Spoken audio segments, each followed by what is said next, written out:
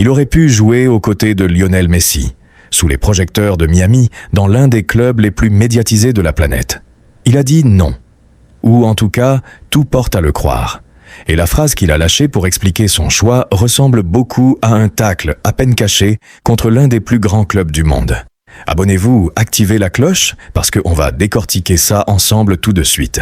Après sa performance héroïque avec le Cap-Vert au Mondial 2026, Vozinha n'était plus un simple gardien de D2 portugaise. Il était devenu, du jour au lendemain, l'un des noms les plus recherchés du marché des transferts. Et très vite, une rumeur a commencé à circuler avec insistance.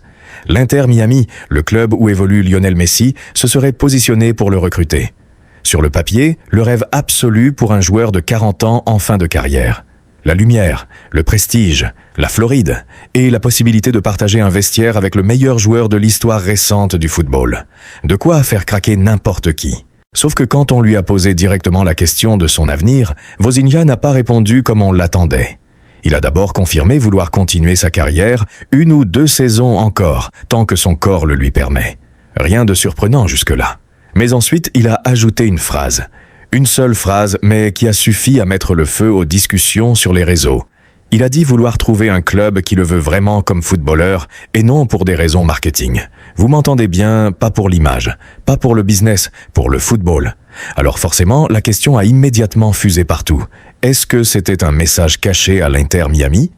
Un club connu depuis l'arrivée de Messi pour miser autant sur le spectacle et la visibilité mondiale que sur la pure performance sportive ? Officiellement, Vozinha n'a jamais cité l'Inter Miami.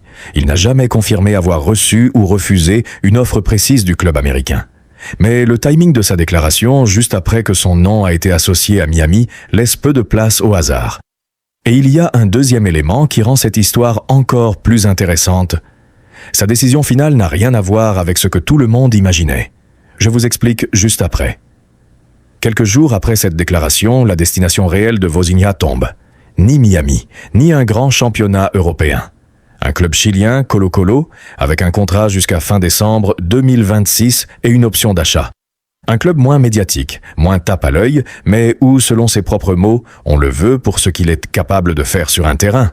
Alors soit c'est une coïncidence totale, soit c'est la confirmation parfaite de ce qu'il avait sous-entendu quelques jours plus tôt. Il ne voulait pas devenir un produit marketing dans un club vitrine. Il voulait continuer à jouer, tout simplement.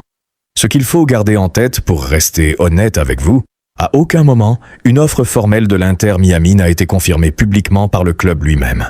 On reste donc sur un faisceau d'indices très fort, pas sur une preuve absolue d'un refus direct. Mais avouons-le, entre le timing de sa phrase et sa destination finale, l'histoire se raconte presque toute seule. Et vous pensez que c'était vraiment un tacle discret envers l'Inter Miami ou juste une coïncidence de calendrier ? Dites-le en commentaire, je lirai les meilleures réponses. Et si vous voulez suivre la suite de son aventure au Chili, l'abonnement avec la cloche reste le meilleur moyen de ne rien manquer. Une chose est sûre, à 40 ans, Vozinha a choisi le terrain plutôt que les projecteurs. Et si son histoire continue à surprendre tout le monde, je serai là pour vous la raconter.